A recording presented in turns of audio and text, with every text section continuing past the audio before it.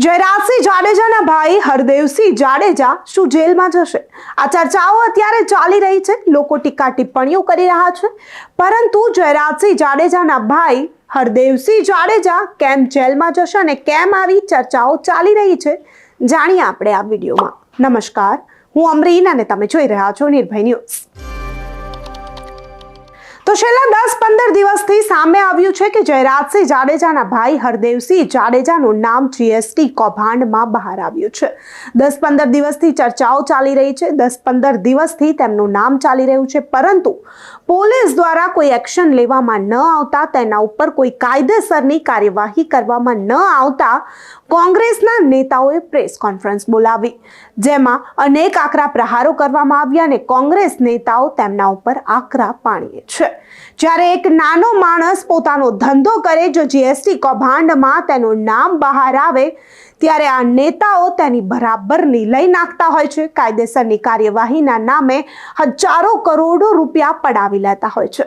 પરંતુ જ્યારે વાત આ નેતાઓની આવે ત્યારે આ નેતાઓ ખુલ્લેઆમ ફરતા હોય છે.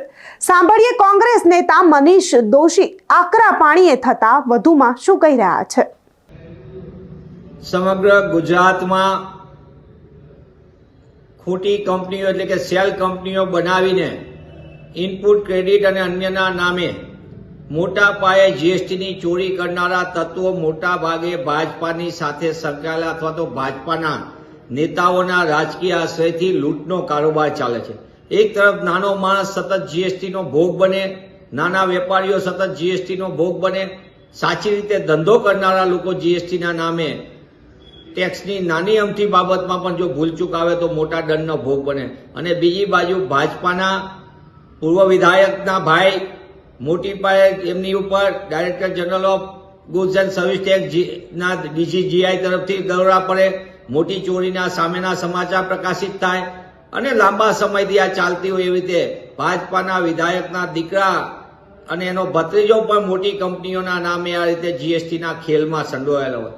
ત્યારે હું આપના માધ્યમથી માંગ કરું છું કે ગુજરાતમાં જે રાજકીય આશ્રયથી ચાલતી આ જીએસટીની ચોરીઓ, જેમાં મોટી મોટી ખોટી કંપનીઓના નામે ટેક્સની મોટા પાયે ચોરી થઈને દેશના અર્થતંત્રને ભારે નુકસાન થયેલું છે.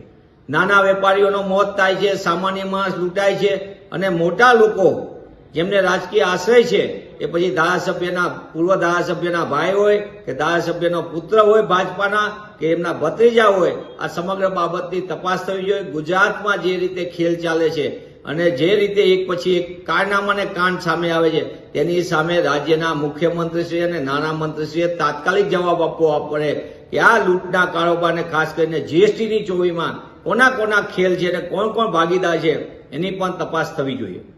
તો જયરાજસિંહ જાડેજાના ભાઈ હરદેવસિંહ જાડેજાનું નામ અત્યારે જીએસટી કૌભાંડમાં સામે આવ્યું છે, પરંતુ કોઈ પણ કાયદાકીય પગલામાં નથી લેવામાં આવ્યા તેવું કોંગ્રેસ નેતાઓનો આક્ષેપ છે. કોંગ્રેસ નેતાઓ આકરા પાણી છે અને ભારતીય જનતા પાર્ટીને ફરી એકવાર તેમણે આડે હાથે લીધી. ત્યારે તમારું શું માનવું છે? શું કોંગ્રેસની આ પ્રેસ કોન્ફરન્સ ત્યાં ન્યાય અપાવી શકશે ખરી? કોંગ્રેસની આ પ્રેસ કોન્ફરન્સ જયરાજસિંહના ભાઈ હરદેવસિંહ જાડેજાને જેલમાં મોકલી શકશે ખરી? તમને શું લાગે છે? હરદેવસિંહનું જે જીએસટી કૌભાંડમાં નામ આવ્યું છે તેને લઈને તમારું શું માનવું છે? અમને કમેન્ટ કરી ચોક્કસથી જણાવજો તથા અમારી ચેનલ નિર્ભય ન્યૂઝને લાઇક, શેર અને સબસ્ક્રાઇબ કરવાનું ભૂલશો નહીં. આભાર.